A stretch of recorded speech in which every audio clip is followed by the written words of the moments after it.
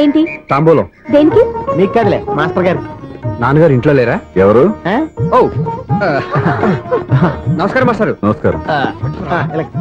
అరే ఏంటిది? ఎవరు నువ్వు? నన్ను గుర్తుపట్టలేదా మాస్టారు?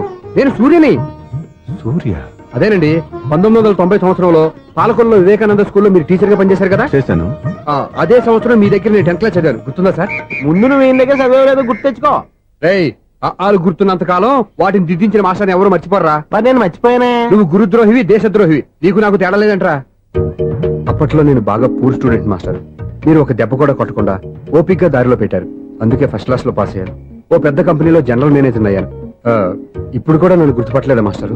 అది ప్రతి సంవత్సరం ఎంతో మంది స్టూడెంట్స్ చదువుతుంటారు, పాస్ అయి వెళ్ళిపోతూ ఉంటారు. అందులో నిజమే, జైలుకి ఎంతో మంది ఖైదీలు వస్తుంటారో పోతుంటారో. అందులో ఎంతమందిని జైలు గుర్తుపెట్టుకుంటాడో. అదే బుద్ధిగా బడిలో కూర్చొని చదువుకున్న వాడికి, బడెగ్గొట్టి బీడీలు తాగడం నేర్చుకున్న వాడికి ఉన్న తేడా.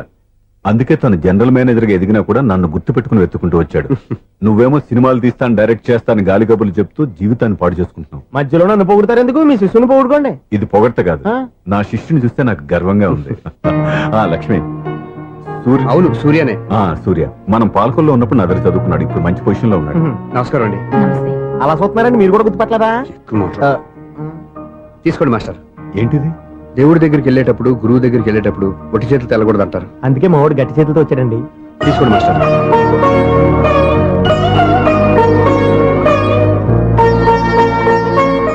ఏంటండి ఇది? గంపెడు పూల కంటే భక్తితో ఇచ్చే ఓ గడ్డి పువ్వు గొప్పది.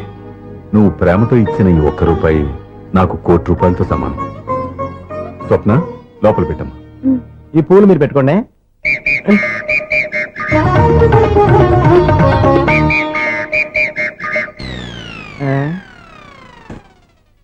Clean bowled. బయలుదేరా ప్లేయర్. ఏంట్రా ప్రతివాడు పెద్ద సచిన్ తెండూల్కరే. ఎన్నో ఏళ్లు గతించిపోయినవి. ఇదిగోనయ్యా బల్బు, ఇదన్నా కొంతకాలం ఉంచుతావా, రాత్రిగా పగల కొడతావా? అంత కరెక్ట్ గా ఎలా చెప్పారు సార్? రోజు ఉండే బ్రేకింగ్ ఇది. నేనేమన్నా కొత్త విషయం చెప్పానా? ఎలా చెప్పమంటారు సార్? మనుషులు 60,000 బతుకుతలేదు. ఏమన్నా అంటున్నా సార్? అక్కడ ఉన్నట్టుంటాను. ఏమంటావు? అదే ఎప్పుడు వెలుగుతో ఎప్పుడు మాడిపోతే ఎలా చెప్పగలను సార్? అందుకే కదా నేను నోరు తెరిచి ఆశ్చర్యపోయేది. సరే గాని రోజుకో బల్బు ఎందుకు బయటపోతుందంట? చెప్పాను కదా, ఎన్నిసార్లు చెప్పను. ఏంటి ఆ మాట ఎదురు చెప్పు. High voltage problem sir. ఆ మాట మెల్లగా కూడా చెప్పొచ్చాయా? హై వోల్టేజ్ అయితే ట్రాన్స్ఫార్మర్ పోవాలి, ఫ్యూజ్ పోవాలి, కానీ బల్బు ఎందుకు పోతుంది? అంటే కృష్ణాష్టమి రోజు ఉట్టి పగలు కొట్టినట్టు నేనే పగలు కొట్టేస్తున్నానంటారు. అది కాదయ్యా, నువ్వు కాకపోతే ఇంకో పనికిమాలినోడు ఎవరన్నా పగల కొడతా. ఇది బాలండి. బాలు సరే, సౌండ్ లేకుండా వచ్చిందే. సౌండ్ చేస్తూ రావడానికి ఇదేనా అంబులెన్సా? అంతేలే, బాలుకు సౌండ్ ఎందుకుంటుంది. సరే, అంత ఫాస్ట్ గా వచ్చే బాల్ ని లటక్కులు పట్టేసావంటే నీ అయిపోవరే అయ్యా. నా అయిపోవరు ఇప్పుడేం చూసారు? నైట్ టైం చూడాలి. ఇదిగో ఎందుకంటే మొహానికి చేయడం పెట్టుకుంటావు, ఏం పడుకోకూడదా? నేను మీకులాగా కదండి. బాగా చెప్పావు. కానీ నాకు ఒక విషయం అర్థమైందిలే. ఏంటండి? బల్బు ఎందుకు పగులుతుందో నాకు అర్థమైందిలే. ఇది నీ పని కాదు, పిల్లల పని. ఈ పిల్లల సంగతి రేపు మీటింగ్ లో పెట్టి తెలిసేయాలయ్యా. రాత్రి కోసం వచ్చుకోవచ్చు. రాత్రి నేను మీకు కనిపిస్తాను కానీ మీరు నాకు కనిపించొద్దు. అది కాదయ్యా, ఎందుకంటే నచ్చుతావు, పెద్దగా మాట్లాడు. ఈ వాచ్మెన్ ఒక్కసారి చెప్తే 100 సార్లు చెప్పినట్టే. ఈ బల్బు పెట్టినాయండి ముందు నన్ను. ప్రతివాడు అట్ట అనుకుంటే ఇక నా పరిస్థితి ఏంటి?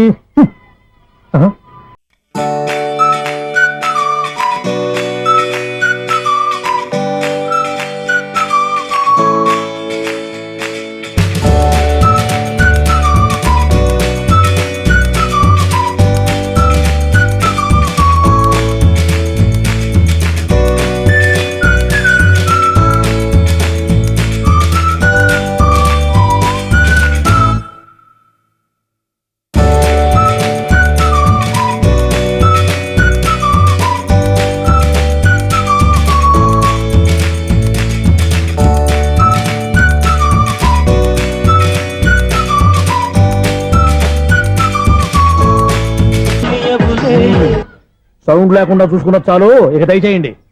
అరే జావో నాజీ,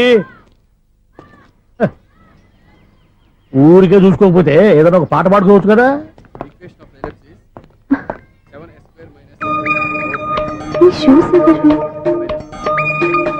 -26y + 10 = 0. అరే, ఈ ప్రాబ్లం సాల్వ్ చేయడం ఇంత ఈజీనా? మరేమనుకున్నావు? అక్కని ఏ ప్రాబ్లం అడిగినా భయపెట్టి చంపేస్తుంది అంకుల్. అలా భయపడకూడదమ్మా. అర్థం చేసుకుంటే మ్యాథమెటిక్స్ అంత ఇంట్రెస్టింగ్ సబ్జెక్ట్ ఇంకోటి లేదు. మీకు మ్యాథమెటిక్స్ వచ్చా? వచ్చా. ఈ పుస్తకాలను రాసింది మన శిశిరా. చా నువ్వు ఫర్దర్ గా ఏం చదవాలనుకుంటున్నావు? ఇంజనీరింగ్. Very good. నేను కోచింగ్ ఇచ్చానంటే మెరిట్ గ్యారంటీ. నీకు ఎలాగైనా ఇంజనీరింగ్ సీట్ ఇప్పించే బాధ్యత నాది. రేయ్ నేరుందని ఏమైనా మాట్లాడతావా? నిన్నే అనుకుంటా. నన్ను కాదులే. నిన్నరా ఆ? నేను రావడం హాఫ్ అన్ అవర్ లేట్ అయిందని ఎవరితో పడితే వాళ్ళతో మ్యాచ్ చూపించుకుంటావా? Idiot. ఎవరో ఏంటమ్మా, నా దగ్గర చదువుకున్న నా స్టూడెంట్ నా కొడుకు నేర్పిస్తూ ఉంటే నాకెంత సంతోషంగా ఉందో తెలుసా? నేర్చుకుంటే నేర్చుకున్నాడు, మధ్యలో నన్ను కమెంట్ చేయడం దానికి? అది సరే, నువ్వు వెళ్ళిన పని ఏమైంది? ఏం కాలేదు నన్ను. స్వప్న, ఈ కాఫీ తీసుకెళ్ళి వాళ్ళకి ఇవ్వమ్మా. ఇంకే మర్యాద లోటు లేకుండా జరుగుతుంది అనమాట. ఏమైంది? ఏమైందేంటి? అతను ఎవరో ఏంటో పూర్తిగా తెలుసుకోకుండా గడుపులోకి ఎందుకు రానివ్వాలి?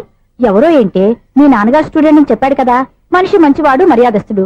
పైగా మన కుటుంబం అంటే చాలు చాలు ఈ ఉపన్యాసాలు. వెళ్ళి కాఫీ సమర్పించుకో. నీకు ఈ మధ్య పిచ్చుకోపం ఎక్కువైంది.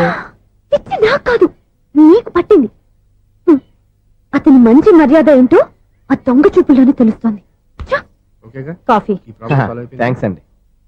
తీసుకో బాబు. ఏంటంటే స్వప్న కోపం కాఫీ కన్నా వేడిగా ఉన్నట్టుంది. అది కోపం కాదు, జాబ్ కోసం ఇంటర్వ్యూకి వెళ్ళింది. రిజల్ట్ ఫేవర్ గా రాకపోయేసరికి అప్సెట్ అయింది. స్వప్న జాబ్ కోసం ట్రై చేస్తుందా?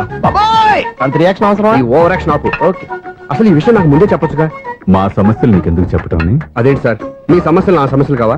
నేను మాస్టర్ అనే గౌరవంతో మీకు ఎంత దగ్గర అవుదాం అనుకున్నా, మీరు మాత్రం నన్ను దూరంగానే ఉంచుతున్నారు. అచ్చి బాబు, వీడు సెంటిమెంట్ మీద ఎక్కువ వర్కౌట్ చేస్తున్నాడు. ఒరేయ్, మా అమ్మాయికి ఉద్యోగం కావాలి, ఒక మంచి ఉద్యోగం చూసి పెట్టాలని ఒక్క మాట ఆర్డర్ వేసుంటే నిమిషాల్లో వెళ్ళి క్షణాలు ఉద్యోగం సంపాదించేవాడిని. నీకెందుకు అనవసరంగా ఇబ్బంది? మీరు ఇంకేం మాట్లాడదు, నన్ను ఆశీర్వదించి పంపించండి. స్వప్నకు ఉద్యోగం గ్యారెంటీ. ఇదిగోండి సార్, అపాయింట్మెంట్ ఆర్డర్. ఇంత త్వరగా ఉద్యోగం ఎలా సంపాదించావయ్యా? అది సాఫ్ట్వేర్ కంపెనీలో ప్రోగ్రామర్ గా నెలకు 25,000 జీతం. 25,000? సార్ చూసారా, మీరు ఒక్క ఆర్డర్ వేసారో లేదో, బాబాయ్ హోటల్ నుంచి ఇడ్లీ తెచ్చాను, ఈజీగా జాబ్ తెచ్చాడు. అదే ఎలా సంపాదించాడా అని. నా సర్కిల్ లో హైలీ ఇన్ఫ్లుయెన్స్డ్ ఫ్రెండ్స్ ఉన్నారు. అవునండి, నా అలాంటి వాళ్ళు చాలా మంది ఉన్నాం. ఈ శుభ సందర్భంలో నీ గురించి ఎందుకయ్యా? పోనీ అన్న విశాల సమయం కేటాయించండి నా కోసం. నువ్వు ఉండరా. సార్, రేపు పొద్దున 9 గంటలకల్లా అపాయింట్మెంట్. నేను ఆఫీస్ దగ్గర వెయిట్ చేస్తుంటాను. స్వప్న అక్కడికి వచ్చేయమనండి, ఆఫీస్ లో జాయిన్ చేసి వెళ్ళిపోతాను. హ్మ్. ఉండు బాబు, వస్తానండి. కాఫీ తాగి వెళ్తు గాని. కాఫీ ఏంటంటే రేపు డైరెక్ట్ గా భోజనానికి వచ్చేస్తాను. చూసారా, కప్పుతో పోయిదాన్ని కంచం దాకా తెచ్చేసుకోవడం మావాడు. నువ్వు రారా.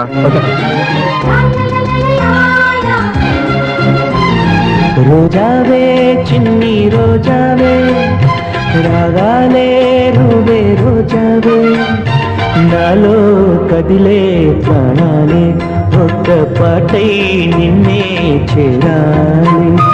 నాలో కదిలే ప్రాణాలే ఒక్క పాటై నిన్నే చేరాలి.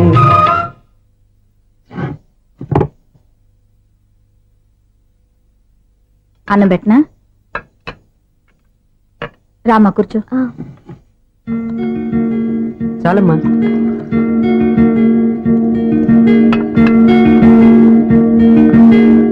నాన్న, ఏంటమ్మా? నీతో ఒక విషయం చెప్పాలి. ఏమీ అనుకోరుగా? చెప్పమ్మా. ఈ జాబ్ చేయటం ఎందుకో నాకు ఇష్టం లేదు. అర్థమైందమ్మా. నీ అంతటా నువ్వే ఉద్యోగం సంపాదించుకోవాలని నీ ఆలోచన. నీ ఉద్దేశం మంచిదే కాదను, కానీ రేపు ఈ జాబ్ లో నువ్వు జాయిన్ అవుతున్నావు. నాన్న, నేను ఎందుకు చెప్తున్నానో అర్థం చేసుకో. నా కూతురికి ఉద్యోగం కావాలని నేను అడగకుండానే అపాయింట్మెంట్ ఆర్డర్తో వచ్చాడు సూర్య. ఆ ఉద్యోగం కోసం అతను ఎంతమంది చుట్టూ తిరిగాడో, ఎన్ని అవస్థలు పడ్డాడో నాకు తెలియదు, కానీ ఈ మాస్టారికి ఏదో చేయాలన్న ఆరాటం అతనిలో కనిపించింది. నువ్వు ఇప్పుడు ఈ జాబ్ చేయనంటే అతను పడ్డ కష్టానికి విలువ లేకుండా పోతుంది. అతను చూపించిన అభిమానాన్ని అవమానించినట్టు అవుతుంది. నీకు ఇష్టం లేకపోతే నువ్వు ఎప్పుడు మానేయాలనుకుంటే అప్పుడు ఆ ఉద్యోగం మానే. కానీ రేపు నువ్వు ఆఫీస్కి వెళ్తున్నావు, నీకోసం కాదు, నా కోసం.